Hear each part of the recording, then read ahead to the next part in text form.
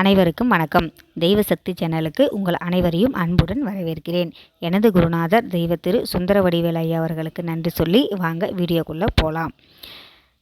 தெய்வ சூட்சமம், அந்த சூட்சமத்தை நம்ம முறையாக தெரிஞ்சுக்கிட்டு வழிபாடு பண்ணும்பொழுது தெய்வத்தோட அருள் கடாட்சியம் நம்மளுக்கு பரிபூர்ணமாக கிடைக்கும். அந்த வகையில் இன்றைக்கி எந்த எண்ணெயில் தீபம் ஏற்றினால் என்ன பலன் கிடைக்கும் அப்படின்றத வாங்க பார்க்கலாம்.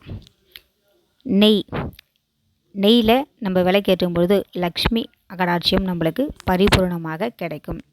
செல்வத்தில் நம்மளுக்கு குறைபாடு இருந்தால் லக்ஷ்மி வழிபாடு பண்ணுறதுக்கு நெய் தீபம் அவசியமான ஒன்று. அடுத்தது இலப்ப எண்ணெய். இலப்ப எண்ணெயில் நம்ம வழிபாடு பண்ணும் பொழுது இட விருத்தி, நம்ம அடுத்தடுத்து இடம் வாங்கணும், வீடு வாங்கணும் அப்படின்னா நம்ம இலப்ப எண்ணெயில் வழிபாடு பண்ணும்பொழுது, தீபம் ஏற்றி வழிபாடு பண்ணும்போது நம்மளுக்கு கை மேலே பலன் கிடைக்கும்.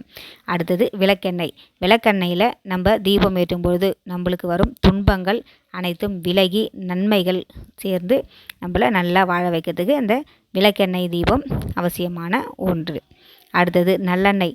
நல்லெண்ணெய் தீபம் ஏற்றும் பொழுது மாந்திரிகம், மந்திரங்கள், தந்திரங்கள் இந்த மாதிரி விஷயத்துக்கெல்லாம் நல்லெண்ணெய் தீபம் ஏற்றினா சிறந்த வழிபாடாக இருக்கும். குலதெய்வ வழிபாடு. குலதெய்வ வழிபாடு பண்ணும் பொழுது சுத்தமான பசு நெய் அல்லது நல்லெண்ணெய் போட்டு விளக்கேற்றும் பொழுது நம்மளுக்கு குலதெய்வம் நம்ம வீட்டுக்குள்ளே குடிகொண்டு இருக்கும்.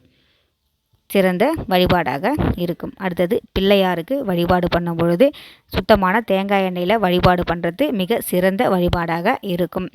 குருக்கள், ஜோசியர்கள்லாம் இந்த கோவிலில் போய் விளக்கேற்று, இந்த கோவிலில் போய் விளக்கேற்றுன்னு சொன்னாங்க. நான் அதே மாதிரியே பண்ணேன், ஆனால் எனக்கு பலன் கிடைக்கல அப்படின்னு சொல்கிறவங்களுக்கு எந்த எண்ணெயில் தீபம் ஏற்றினால் என்ன பலன் கிடைக்கும் அப்படின்றத முழுசாக தெரிஞ்சுக்கிட்டு அதுக்கேற்ற மாதிரி நம்ம விளக்கேற்றி வழிபாடு பண்ணால் நம்மளுக்கு பலன் கை மேலே கிடைக்கும்.